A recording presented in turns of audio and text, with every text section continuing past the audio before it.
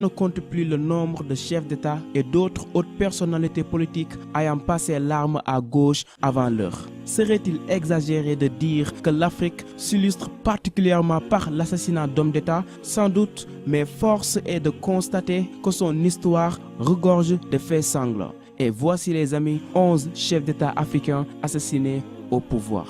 Allez, let's go. Thomas Sankara.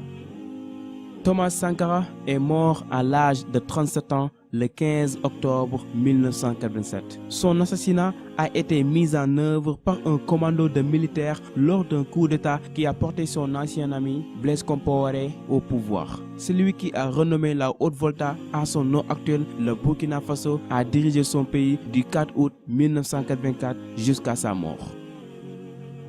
Ahmed Abdallah.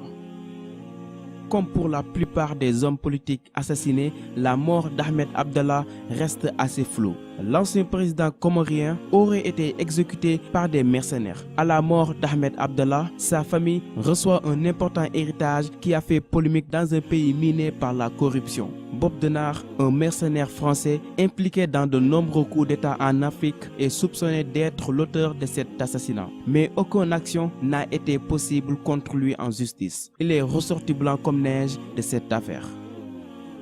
Samuel Kanyede. Premier autochtone à devenir président du Libéria, Samuel Doe a été pendant longtemps la cible de nombreux coups d'État. Il meurt sous la torture dans d'affreuses circonstances suite à sa capture par les rebelles de Prince Yormi Jackson. Sur une vidéo largement diffusée en Afrique, on voit Prince Yormi Jackson buvant une bière tandis que l'on arrache une oreille à Samuel Doe. Puis, on expose le corps nu du président défunt dans les rues de la capitale du pays. La communauté internationale est choquée. Mohamed Boudiaf.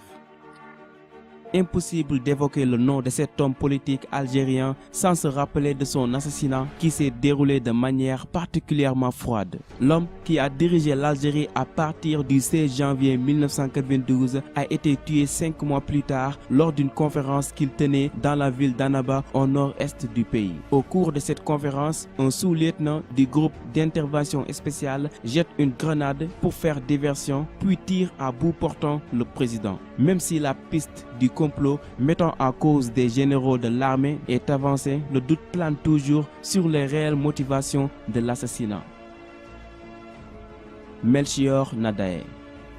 Melchior Ndadaye, premier président démocratiquement élu au Burundi, est assassiné le 21 octobre 1993 au cours d'une nuit fatidique où de nombreuses autres personnalités politiques sont assassinées. Le pays plonge alors dans une spirale de violence interethnique qui feront des centaines de milliers de morts. Cyprien Taryamira. Victime de l'attentat perpétré contre l'avion du président rwandais Juvenal Habyarimana dans lequel il se trouvait, Cyprien a été président du Burundi pendant seulement 2 mois. Il était le deuxième Hutu à prendre la tête de son pays depuis l'indépendance du pays en 1962. Le premier président Hutu était son prédécesseur Melchior Ndadaye, également assassiné au pouvoir. Juvenal Habyarimana.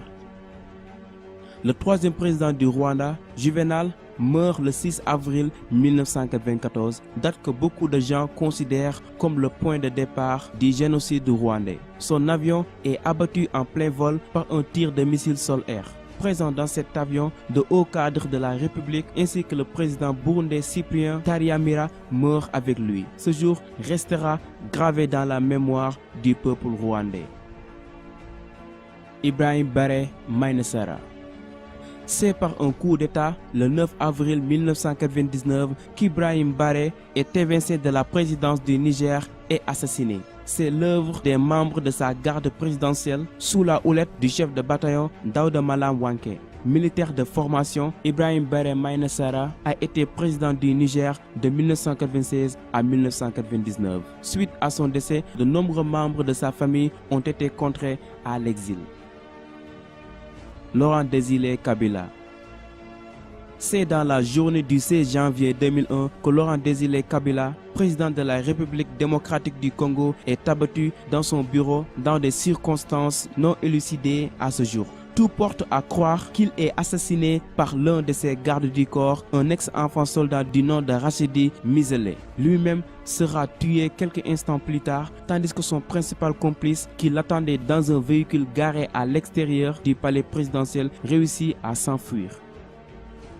João Bernardo Vieira, l'ex-chef d'État de la Guinée-Bissau, est tué par un commando d'hommes armés dans sa résidence le 2 mars 2009, peu après un attentat à la bombe. L'assassinat du président est alors revendiqué par des hauts gradés militaires du pays. Mais d'après les suites de l'affaire, les trafiquants de drogue colombiens auraient joué un rôle dans cet événement tragique.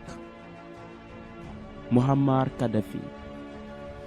On se souvient encore de cette révolte populaire qui a conduit à la chute du régime de Muammar Kadhafi. Confronté à la prise de Tripoli par les rebelles en août 2011, le guide libyen fuit la capitale. Le 20 octobre 2011, dans les environs de Sirte, celui qui a dirigé la Libye pendant près de 42 ans est capturé, lynché et tué. Des vidéos d'une extrême violence font alors le tour du monde.